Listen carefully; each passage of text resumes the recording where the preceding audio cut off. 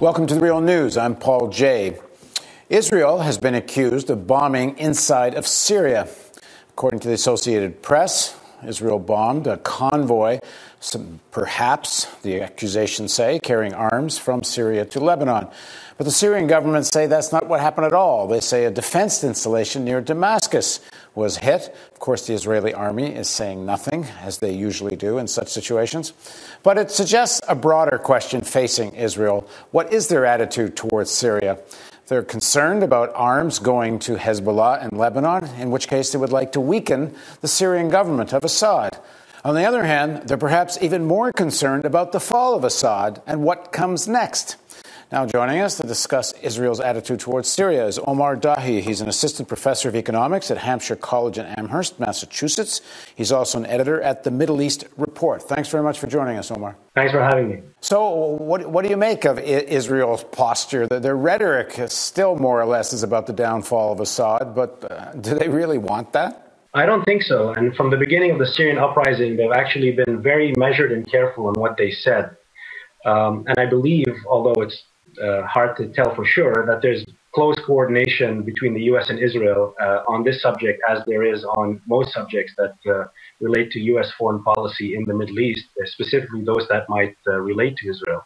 And I think over the years, there are many things that the Syrian regime does that Israel doesn't like. It provides support to Hezbollah, a resistance organization that has been very effective in fighting Israel in Lebanon and resisting Israeli attacks against Lebanon. They provide support up until very recently. They provide a base for a political bureau for Hamas inside Syria. So they provide support for oppositional groups, Palestinian oppositional groups. At the same time, they've been very pragmatic and practical and have had a de facto peace agreement with Israel since the 1973 war, even though it's not an official peace agreement. But they've been very effective in maintaining calm over the Israeli border and essentially trying to rein in any groups that might try to destabilize this peace agreement. And I think from the beginning of the uprising, what they had in mind seeing was Syria getting weaker, Syria being destroyed, Syria being subjected to more sanctions and under siege globally. So in many ways, the status quo still very much serves Israeli interests. The danger is that the Assad regime might actually collapse and you suddenly find the northern border of Israel, after being silent for 30 years, be filled with all sorts of heterogeneous groups from the Free Syrian Army, but other groups related to Al-Qaeda that might use it as a springboard for launching attacks against Israel. And I think that's the most preoccupying concern from their perspective.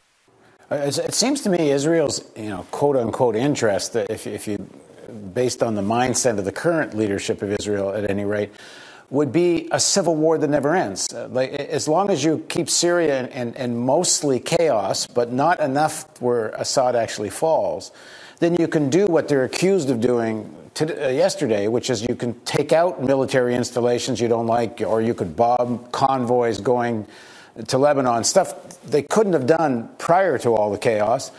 On the other hand, as you're suggesting, they don't want Assad to actually fall because what may come next may be Al-Qaeda forces or whatever kinds of forces that might be much more active against Israel. And by extension, this seems to be what the Americans want, which is a complete disaster for the Syrian people, which is a civil war that never ends. It's almost like, Lebanon at its worst.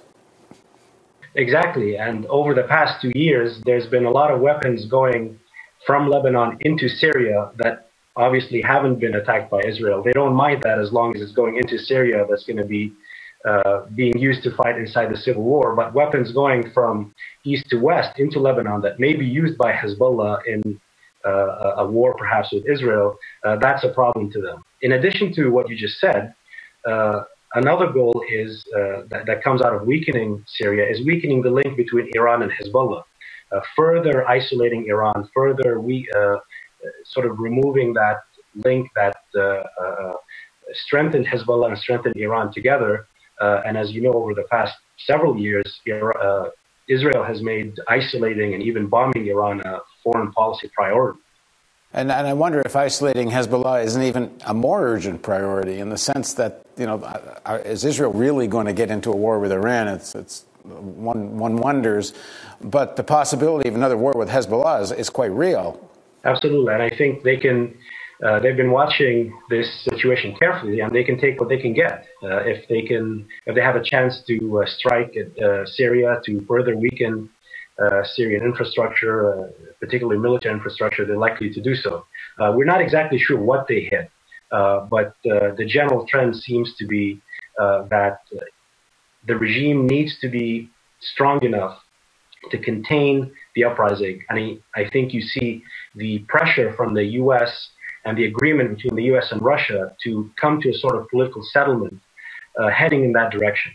The political settlement will likely keep elements of the regime in power, specifically the army, and then include members of the opposition as part of a transitional government. So if Russia, United States, and they throw in the other powers, Israel, but even Turkey, Qatar, the Saudis seem to just want to keep fueling this thing.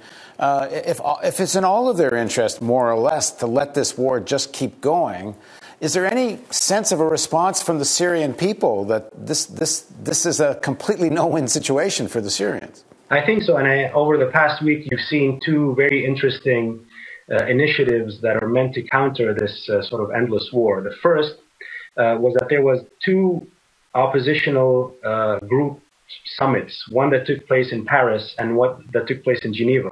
The one that took place in Paris was the National Coalition of Syrian Revolutionary Forces, which is the new umbrella group that is supported by the West and which is mainly composed of Islamists and liberal forces.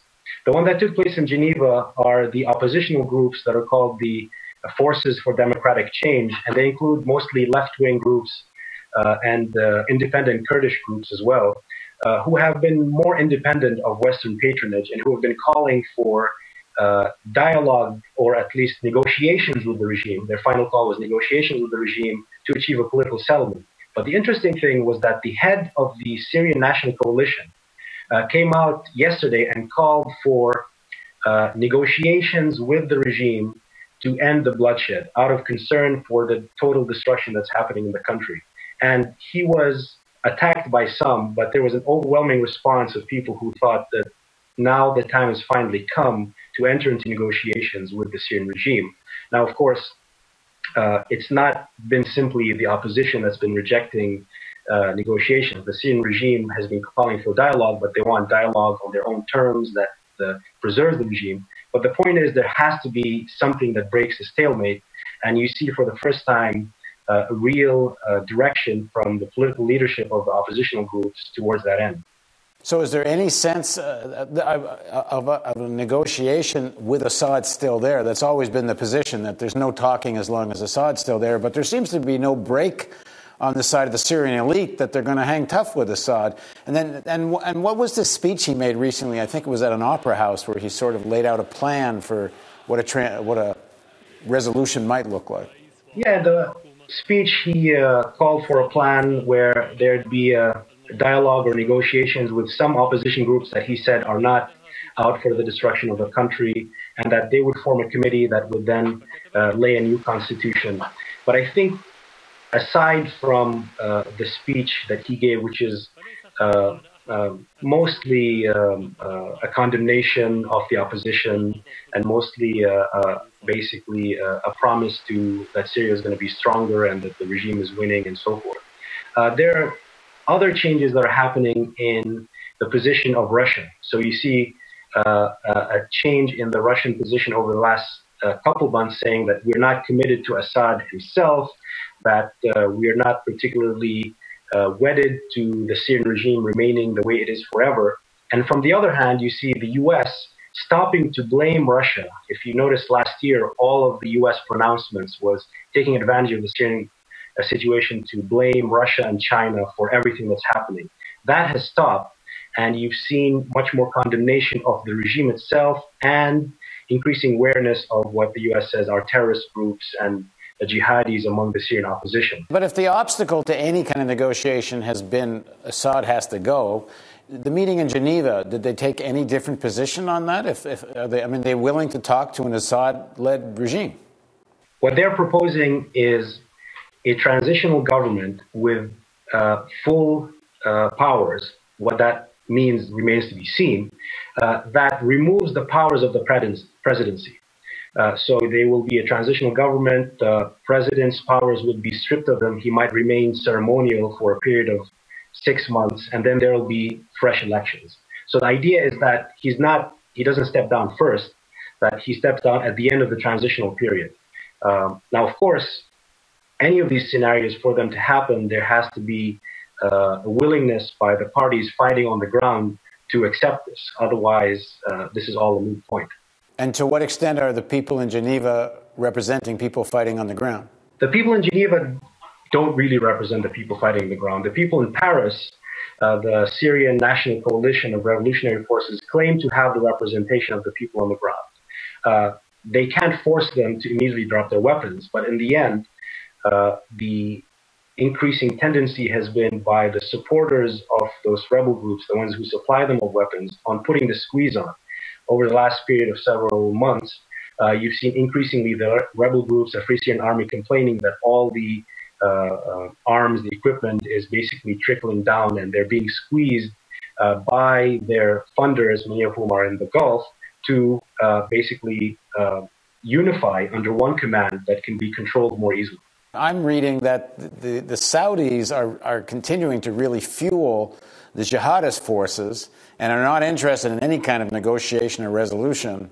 And as long as and the jihadist forces, I understand, are not feeling very represented by the people that were in the Western recognized coalition that the Americans and others have recognized. So if it turns out that most of the fighting is kind of being pushed by the jihadists, it sounds like the only ones the jihadists are answering to are the Saudis. That's true, although I don't know, and it's not clear that most of the fighting is being fueled by them. They're certainly strong enough to do a lot of damage, and they're certainly capable of fighting the Syrian regime for a long time. But if other segments of Syrian society, the ones that, such as the Free Syrian Army groups that have not been directly controlled by the Saudis, if you can slowly isolate those groups, I think you can come to a resolution. Expecting the violence to just end until a resolution happens is impossible, in my opinion. You have to have the start of a political process and then try to isolate or marginalize the groups that are simply refusing entering into any negotiations. You're absolutely right. The Saudi Arabian officials have come out in the last week and called for more armaments of the rebels, and you see here a split between Qatar and Saudi Arabia on that front. And if Assad were to agree with this, which so far there's no indication, but a kind of dignified way out is more or less what the Geneva proposal is.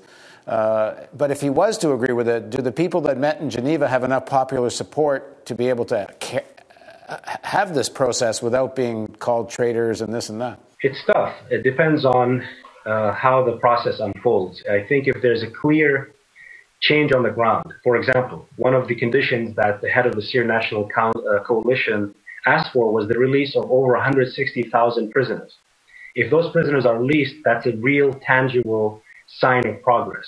You have tens of thousands of people in areas that don't have any humanitarian access. If the regime pulls back, stops bombing these areas, and allows humanitarian aid to enter them, that's a tangible sign of progress. I think in order for people to jump on the bandwagon of a solution, they have to see some tangible steps. And I think these small steps may restore the trust of a political oppositional leadership, may allow people to put their trust in their political oppositional leadership that will allow them to enter into serious negotiation with the regime. If they simply enter negotiations without any change in the behavior of the regime, that's not going to actually be considered legitimate. All right. Thanks very much for joining us, Omar. Thank you. And thank you for joining us on the Real News Network.